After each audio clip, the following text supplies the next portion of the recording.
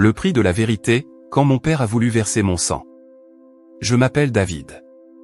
Aujourd'hui, je vis en sécurité, loin du pays et de la maison qui m'ont vu grandir. Mais les cicatrices que je porte ne sont pas seulement gravées dans ma mémoire, elles le sont aussi sur ma peau. Pendant des années, j'ai cru que l'amour d'un père était inconditionnel. J'ai découvert de la manière la plus violente qui soit que pour certains, le fanatisme et le poids de l'honneur familial sont plus forts que les liens du sang. Voici comment ma vie a basculé à cause d'un nom, Jésus. Pour comprendre mon histoire, il faut comprendre qui était mon père. C'était un homme respecté de tous, un leader communautaire, rigide, droit, et profondément pieux. Dans notre maison, la religion n'était pas une simple habitude, c'était l'air que l'on respirait. Chaque aspect de notre quotidien, nos vêtements, nos paroles, nos fréquentations étaient dictés par des règles strictes. Mon père m'élevait pour que je devienne son successeur, le garant de la tradition familiale. Mais au fond de moi, je ressentais un vide immense. La religion que l'on m'imposait était faite de peur, de rituels froids et de menaces de châtiment. Je ne connaissais pas Dieu, je craignais seulement sa colère, et celle de mon père. Tout a changé lorsque j'ai rencontré un collègue d'université. Il avait une paix que je n'avais jamais vue chez personne. Un jour, après des semaines de discussions théologiques intenses, il m'a offert en secret un Nouveau Testament. Il m'a dit textuellement de le lire par moi-même, sans me fier aux préjugés.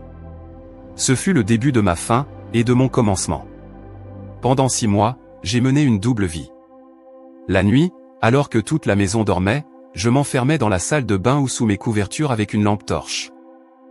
Pour la première fois de ma vie, j'entendais parler d'un Dieu qui aimait les pécheurs, qui ne demandait pas qu'on gagne son salut par la force, mais qui s'offrait lui-même par amour. Jésus m'a bouleversé. Ses paroles sur le pardon, sur l'amour des ennemis, résonnaient en moi comme une évidence.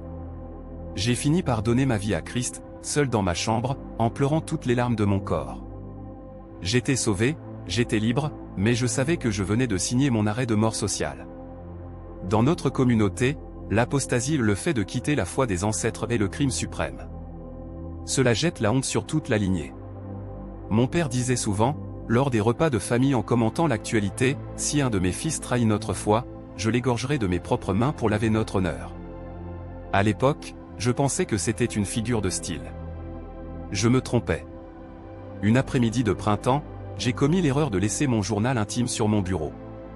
J'y avais écrit mes prières, mes doutes, et ma joie d'appartenir à Jésus. Quand je suis rentré de l'université, l'atmosphère de la maison était glaciale. Ma mère et mes sœurs pleuraient en silence dans la cuisine, refusant de croiser mon regard. Dans le salon, mon père m'attendait, assis, mon journal posé sur la table basse. À côté du journal, il y avait une lourde ceinture de cuir et un bâton. Il m'a demandé de m'asseoir d'une voix anormalement calme. Dès que je me suis approché, la fureur a explosé. Il s'est levé et m'a asséné un coup de poing d'une violence inouïe au visage. Je savais que les choses allaient s'envenimer, mais je n'étais pas préparé à une telle rage. Pendant ce qui m'a semblé durer des heures, j'ai été roué de coups de pied, de ceinture, de bâton. Il hurlait des insultes, me traitant de parasite, de traître, de déchet. Il criait, hors de lui, pour que je renie ce qu'il appelait un faux prophète et que je revienne à la raison. Malgré la douleur physique, une force surnaturelle me submergeait.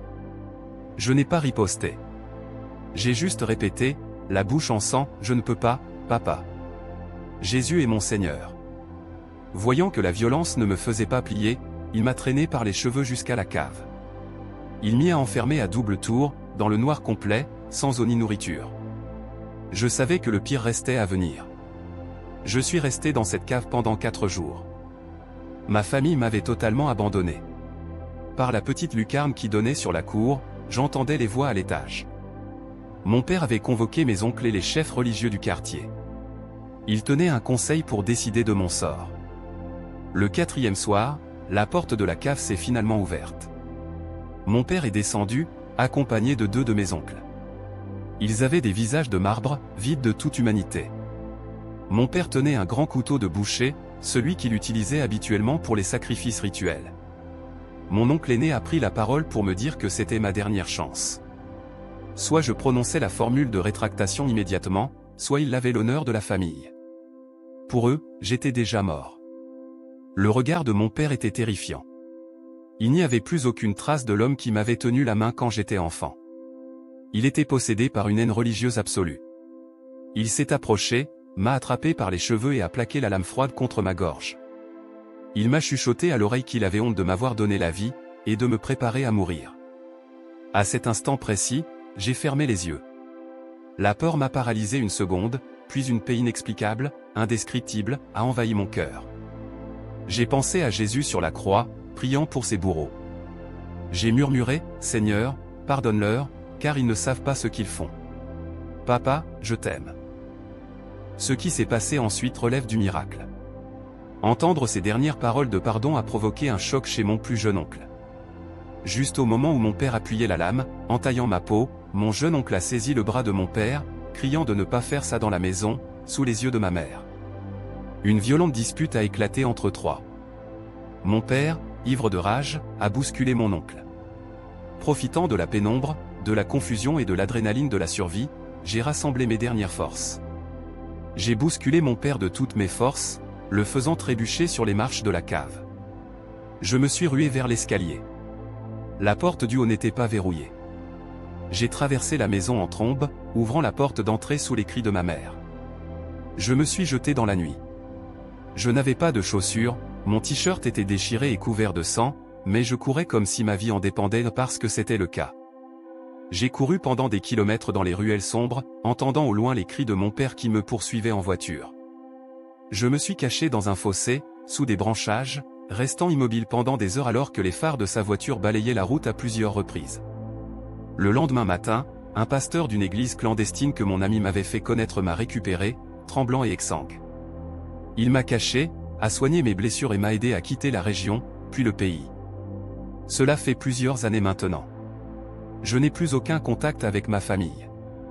Officiellement, pour eux, je n'existe plus. Ils ont organisé de fausses funérailles pour signifier à la communauté que le traître était mort. On me demande souvent comment je fais pour ne pas être consumé par la haine ou le désir de vengeance. Ma réponse est toujours la même, le Jésus pour qui j'ai failli mourir est le même Jésus qui m'aide à pardonner. Mon Père terrestre a voulu m'égorger, mais mon Père céleste m'a accueilli à bras ouverts. J'ai perdu une famille biologique, mais j'ai trouvé une famille éternelle. Et ma prière la plus sincère reste que mon Père, avant de mourir, puisse un jour connaître la grâce de ce Jésus qui l'a tant haï.